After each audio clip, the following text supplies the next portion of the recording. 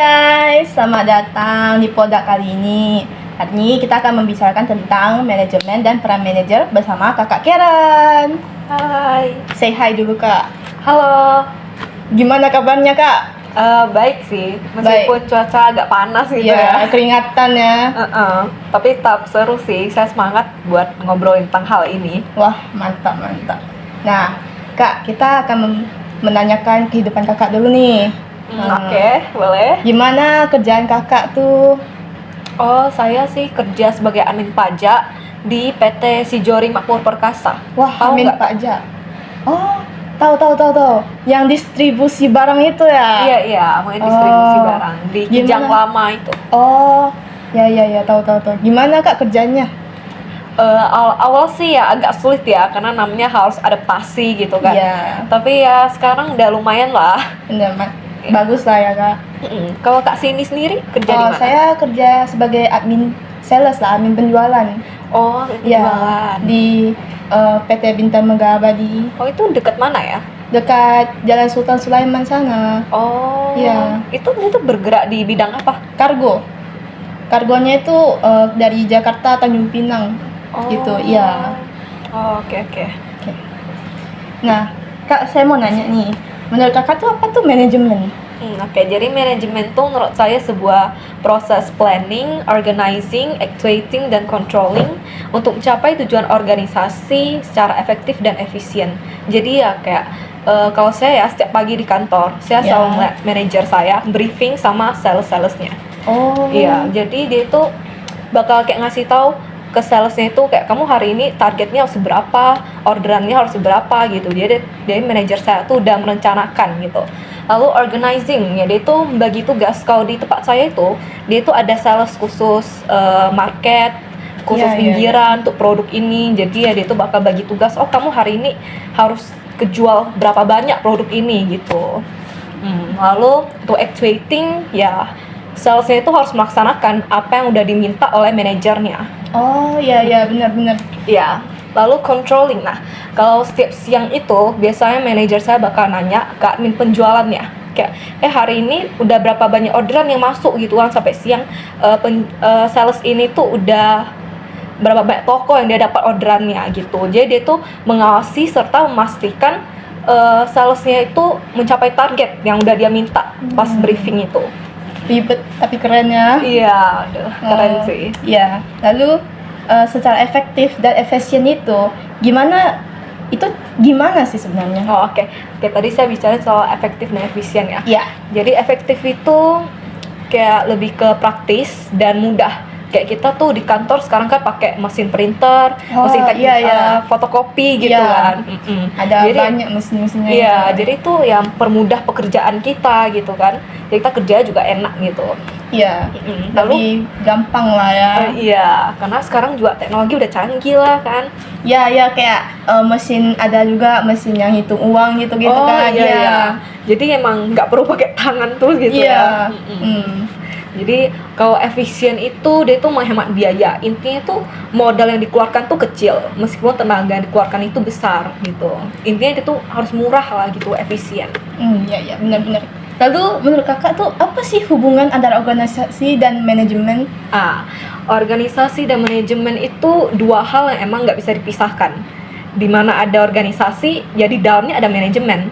Untuk manajemen pasti ada organisasi juga. Jadi emang dua hal yang berkaitan yang nggak bisa dipisahkan. Karena kalau sebuah organisasi tanpa manajemen itu bakal kacau, kayak nggak ada yang merencanakan, nggak ada yang koordinasi, nggak ada yang bagi tugas kayak mana gitu kan, nggak bisa. Apalagi nggak ada manajer, nggak ada yang mimpin, nggak ada yang ngatur, nggak bisa, kacau. Susah jadi kacau gitu ya, chaos lah. Iya, jadi memang penting banget gitu manajemen dalam sebuah organisasi. Iya, benar kok. Lalu peran manajer dalam organisasi itu berdampak sangat besar. Kenapa ya?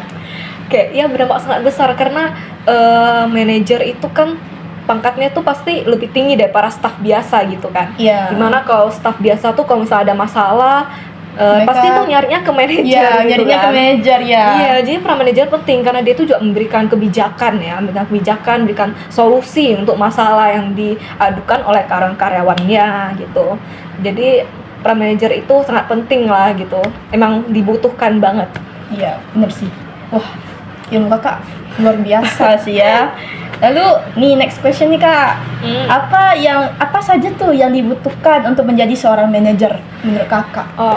Yang dibutuhkan menjadi seorang manajer, pastinya kalau mau jadi manajer kita kan nggak bisa kayak langsung loncat pangkat ya, namanya kan pasti dari bawah dulu. Iya, benar. Ya pastinya tuh awalnya jadi staff biasa dulu.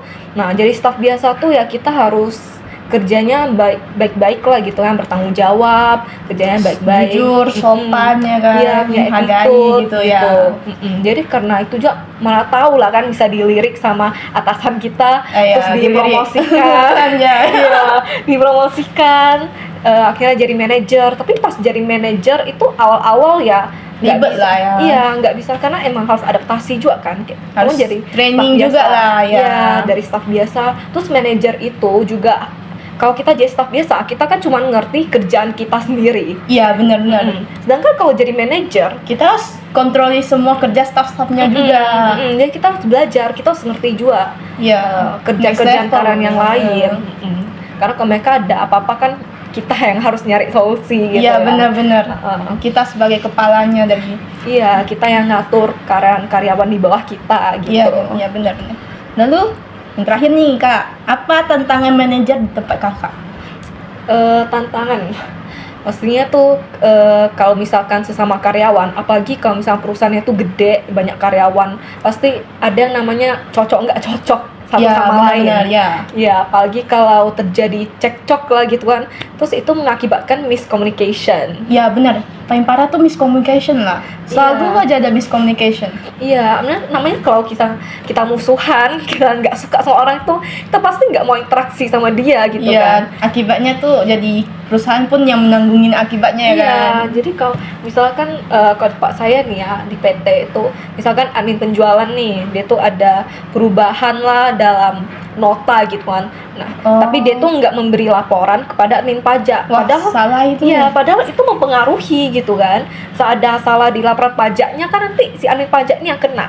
Nggak dikasih tahu, miscommunication, jadi yang salah kenanya admin pajak gitu kan. Manajernya juga kena karena atasan yang marahin manajernya gitu kan. Padahal nggak ada salah ya. Jadi miscommunication gitu. Jadi nggak ngomong, nggak interaksi, ya laporan kan jadi kacau. Iya benar sih. Jadi kalau udah jadi kayak gitu ya manajer itu harus entah mau sesi pribadi ngomong satu-satu atau bisa juga ngumpulin mereka berdua untuk discuss sama-sama gitu kan, masalahnya mana, nyari solusi yang baiknya itu gimana. Ya pokoknya intinya harus supaya mereka tuh baikan, nggak miscommunication lagi. Namanya tuh kerja kan, kita menjadi rekan kerja ya, mitra. Jadi harus kerja sama sebagai suatu keluarga yang besar lah ya. Iya, meskipun kerjanya tuh beda-beda, tapi kan capai satu tujuan juga, sama, tetap berhubungan dan berkaitan.